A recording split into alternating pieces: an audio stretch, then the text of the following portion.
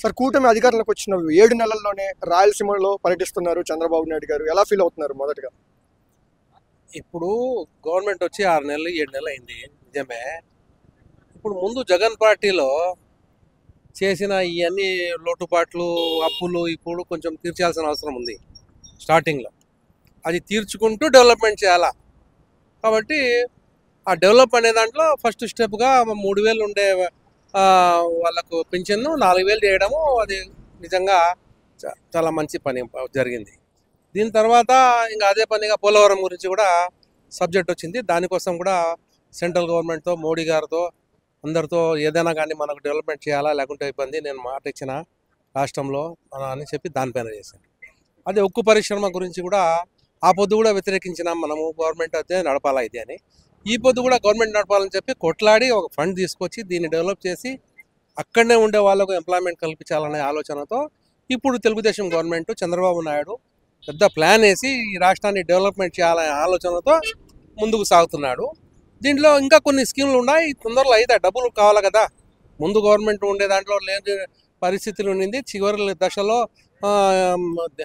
ఎట్లా అయిపోయిందంటే ప్రభుత్వ ఉద్యోగులకు జీతాలు కూడా ఇవ్వలేని పరిస్థితుల్లో గవర్నమెంట్ నడుస్తుంది. అప్పుడు ఇంకా మళ్ళీ ఇప్పుడు చిన్నగా గాడీలు పట్టాల్సిన అవసరం ఉంది. అది చంద్రబాబు నాయుడుకే సాధ్యం అది. కాబట్టి రాబో రోజుల్లో ఈ ఇప్పుడు చెప్పిన స్కీములంతా చాలా తొందరలో వేస్తారు. అదే అమ్మఒడి కూడా అదే చెప్పినారు. అమ్మఒడి మన గవర్నమెంట్ వచ్చిన తర్వాత మధ్యలో వచ్చింది కాబట్టి అమ్మఒడి కూడా నెక్స్ట్ ఇయర్ నుంచి చేస్తామంటున్నాం. ఈసారి సరిగా ఇద్దలేదు కాబట్టి ఆ రకంగా డెవలప్మెంట్ అనేది విద్య, వైద్యం పైన, మరి అదే రకంగా ఏదైతే అవసరం ఉందో ప్రజలకు దానిపైన కూడా మనం ఆలోచన చేయాల్సిన అవసరం ఉంది చంద్రబాబు నాయుడు గారు. కాబట్టి దానిపైన ఎక్కువ దృష్టి సాధిస్తున్నారు. సార్ అదేవిధంగా మన గతంలో చూసుకుంటే రాయలసీమ నుంచి 2 ముఖ్యమంత్రులు ఉన్నారు, కానీ ఇప్పుడు మైదుకూరు డెవలప్మెంట్ గురించి కానివ్వండి, రాయలసీమ డెవలప్మెంట్ గురించి కానీ ఎక్కువగా పట్టించుకున్న ఊసైతే లేదు. దీని గురించి మీరు ఏమంటారు? అదే ఇప్పుడు దేనికైనా కానీ అభివృద్ధి చేయాలంటే డబ్బు కావాల. అన్నిటికీ మూలం ధనం. ఆ ధనం సరిగా లేకుండా అప్పుల పాలైపోయింది రాష్ట్రం వైఎస్ఆర్ పార్టీ ఉండేటప్పుడు. ఇప్పుడు గాడీలో పెట్టేదానికి కొంచెం టైం పడుతుంది, డెవలప్మెంట్ అవుతుంది. ఉక్కు పరిశ్రమ గురించి ఆలోచన చేయాల్సిన అవసరం ఉంది. జమ్మలమడుగులో అది కూడా డెవలప్ చేస్తారు. పోలవరం పనులు కూడా మొదలు పెట్టేస్తారు తొందరలో. ఈ రకంగా కడప జిల్లాలో కూడా ఇప్పుడు మనము ఇక్కడ ఇండస్ట్రియల్ ఏరియాలు కూడా వేసామన్న కడపలో పోట్లగుత్తి కాడ. దానికి కూడా సపరేట్గా అభివృద్ధి కార్యక్రమాల్లో అది ఒక భాగం. జిల్లాలో ఎక్కడెక్కడ ఏమేమి అభివృద్ధి చేస్తే ఎంప్లాయ్మెంట్ దొరుకుతుంది అనేది చంద్రబాబు నాయుడు మాత్రమే తెలుసు.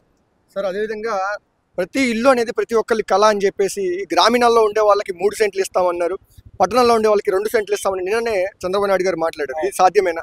ఇది సాధ్యమే. ఎందుకంటే వైఎస్ఆర్ పార్టీ ఉన్నప్పుడు వాళ్ళు దేవాలయాల భూములు, మసీదు భూములు, వక్ఫ్ బోర్డు భూములు, చర్చిల భూములు అంతా కొట్టేసి లాస్ట్ ప్రభుత్వ స్థలాలు కూడా దాంట్లో వాళ్ళు ఆక్యుపై చేసేసినారు. కాబట్టి అడంగల్స్ నుంచే తెచ్చినారు.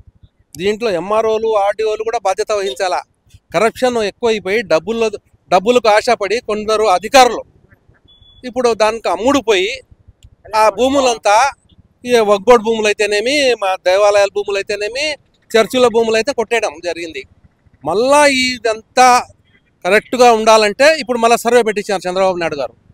దీనికి అంతా సరైన సర్వే చేసి సరైన న్యాయం చేయాలా అందరికీ అనే ఆలోచనతో ఈ సర్వే పెట్టడం జరిగింది. దీంట్లో వక్ఫ్ బోర్డుకు సంబంధించినవి, అదే దేవాలయాలకు సంబంధించినవి, చర్చిలకు సంబంధించిన భూములు, అదే రకంగా ఆడ ఖాళీ స్థలాలు అంటే ఆడ నాయకులు వాళ్తున్నారు.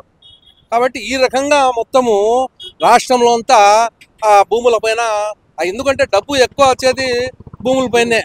ఈరోజు 1000 రూపాయలు అంటే ఇంకా 2-3 సంవత్సరాలకు ₹1,00,000 అవుతుంది. అట్లా 1 కోటి రూపాయలు అంటే 10 కోట్లు అవుతుంది. అది భలే జోరుగా వచ్చే డబ్బు. అది ఎన్ని వ్యాపారాలు చేశారు వాళ్ళ వీళ్ళు ఒక దశలో పోయినారు వీళ్ళు. ఏది మనం ఆడ చెప్తే ఆడ భూముల ఆక్రమణ, కబ్జాలు ఇవన్నీ జరిగినాయి. కాబట్టి ఈరోజు డెవలప్మెంట్ గురించి ఆలోచన చేయలేవాళ్ళు. ముందు డెవలప్మెంట్ కోసం చేయాలా. ముందు కూడు గూడు గుడ్డ ఈ లేకుండా మనం ఎన్ని చేసినా ఏ ప్రయోజనం? పబ్లిక్లో కొంచెం వాళ్ళు ఈ రకంగా చేసినారు కాబట్టి పబ్లిక్ వాళ్ళకి ఓట్లు వేలా. మళ్ళీ చంద్రబాబు నాయుడుకు పిలిచి కూర్చోబెట్టినారు. అంతకు ముందు కంటే ఎక్కువ సీట్లు చంద్రబాబు నాయుడు తెలుగుదేశంకు కూటమికి వేసి మళ్ళీ చంద్రబాబు నాయుడే కావాలని చెప్పి ప్రజలు కోరినారు. అదే రకంగా గెలిపించినారు. అదే రకంగా పనులు చేసేదాన్ని కూడా చంద్రబాబు నాయుడు నిజంగా సరైన దశలో తీసుకొని పోతాడు ఈ రాష్ట్రం అనేది ఒక నమ్మకం ప్రజలకు ఉంది. సార్ మైనార్టీ వాళ్ళకి ఎంతవరకు న్యాయం జరుగుతుంది? ఒక మైనార్టీ నాయకుడిగా ఏం చెప్తారు? మైనార్టీలకు న్యాయం జరగాల. ఎందుకంటే ఈరోజు ఆ మొత్తము బీసీలు, ఎస్సీలు, ఎస్టీలు కంటే వెనక పడిపోయినారు మైనార్టీలు. ఈరోజు దేశంలో కాదు, మన రాష్ట్రంలో అన్ని చోట్ల ఉంది. డెవలప్మెంట్ చేయాలా దీన్ని కూడా. ఎందుకంటే అన్ని జాతులకు సరి సమానంగా తీసుకొని పోయే పరిస్థితి ఉంటేనే అభివృద్ధి జరుగుతుంది. అటు రాజకీయంగానైతేనేమి, ఆర్థికంగానైతేనేమి, విద్యాపరంగా అయితేనేమి మైనార్టీలకు, ముస్లింలకు చాలా చేసేది ఉంది. అది జరుగుతుంది అని నమ్ముతున్నాం మేము. ఎందుకంటే చంద్రబాబు నాయుడు ముందు నుంచి అన్ని జాతులకు ముందు అందరికీ ఒకటే రకంలో తీసుకొని పోలే ఆలోచనలతో ఉండారు కాబట్టి ముస్లింలకు కూడా మనకు న్యాయం జరుగుతుంది తెలుగుదేశం పార్టీలో అనేది ఒక నమ్మకం. ఎందుకంటే బీజేపీతో జత కడితే కూడా ఈరోజు ముస్లిమ్స్ చంద్రబాబు నాయుడు వెంట ఉన్నారు. ఎందుకంటే ఈ దేశంలో ఎక్కడ కానీ ఏమైనా జరగాలంటే ఆ ప్రభుత్వం ఆ కులాలను గుర్తించాలా. మీకు ఒక కమిషన్ వచ్చింది మొత్తం దేశం పైన, సచార్ కమిటీ వాళ్ళు. ఈ దేశంలో అన్ని కులాల కంటే వెనకల పడిపోయిన కులం ముస్లిం కులం అన్నారు. వాళ్ళు ఊరికే చేయాలి సర్వే. ఆ సర్వే ప్రకారము డెవలప్ చేయాలి. అది భారతదేశం కానీ ఆంధ్రప్రదేశ్లో ఉండే వాళ్ళు అయితేనేమి ముస్లింలను ఆ రకంగా వెనకల పడిపోయిన కులంగా ఉంది. ఇప్పుడు ఈరోజు బీసీలు, ఎస్సీలు, ఎస్టీల కంటే ముస్లిం కులం వెనకల పడిపోయింది అన్ని రంగాల్లో. అది ఎడ్యుకేషన్ పరంగా అయితేనేమి, రాజకీయ పరంగా అయితేనేమి అన్ని రకాలుగా పూర్తిగా దేశంలో ముస్లింలు చాలా వెనకల పడిపోయినారు. ఇంకా వాళ్ళకి ఇంకా ముందుకు తీసుకొని పోవాలా రాజకీయ పార్టీలని మేము కోరుకుంటున్నాం. సార్ ఒక సైడు చంద్రబాబు నాయుడు గారు, ఇంకో సైడు పవన్ కళ్యాణ్ గారు, ఇలా రెండు ప్లేస్లు ఈరోజు గుంటూరు జిల్లాలో పవన్ కళ్యాణ్ గారు పర్యటిస్తున్నారు. అదేవిధంగా రాయలసీమలో చంద్రబాబు నాయుడు గారు పర్యటిస్తున్నారు. ఎలా ముందుకు పోతుంది కూటమి ప్రభుత్వంలో పవన్ కళ్యాణ్ గారి ఆధ్వర్యంలో కానివ్వండి, చంద్రబాబు నాయుడు గారి ఆధ్వర్యంలో కానివ్వండి? ఇప్పుడు చంద్రబాబు నాయుడు ఒక బ్రాండ్, ఆయన ఒక హీరోగా రాజకీయాలకు వచ్చినాడు. ఇప్పుడు ఎవరంతకు వాళ్ళు ఎక్కడంటే అక్కడ పోయి ప్రజల సమస్యలు కనుక్కొని పనిచేయాలి. ఆయనకు కూడా రాజకీయంగా పైకి రావాలని ఉంది. ఆయన కూడా నేనేదో చేయాలని వచ్చినాడు, మనతో పాటు జత కట్టినాడు. అయినా చంద్రబాబు నాయుడే, పవన్ కళ్యాణ్. అంటే పవన్ కళ్యాణ్ గారు కూడా ఇంకో 10 సంవత్సరాలు చంద్రబాబు నాయుడు గారి ఆధ్వర్యంలో ఉంటే బాగుంటుంది, ఏపీ అభివృద్ధిలో ముందుకు పోతుంది అంటున్నారు. దీనికి మీరేమంటారు? కరెక్టే, ఆయనకు తెలుసు ఆ విషయం, అందుకని చెప్పినాడు. 10 సంవత్సరాలు ఇంకా చంద్రబాబు నాయుడు ఉండాలా, ఆయనతో పాటు మనం నడవాలా, ఈ రాష్ట్రంలో డెవలప్మెంట్ చేయాలనేది ఒక మంచి ఆలోచన పవన్ కళ్యాణ్కు. మేము దాన్ని గౌరవిస్తున్నాము. కాబట్టి అందరూ కలిసికట్టుగా ఉంటేనే ఈ రాష్ట్రం డెవలప్మెంటు, మన ప్రజల డెవలప్మెంటు, ఈ రాష్ట్రంలో ఏం చేయాలన్నా కూడా అందరూ కలిసికట్టుగా చేస్తే అవుతుంది. కానీ విడిపోతే చెడిపోతాం. అందరూ ఉండాలా, వచ్చినారు అందరు కలుసుకొని పని చేయాలా.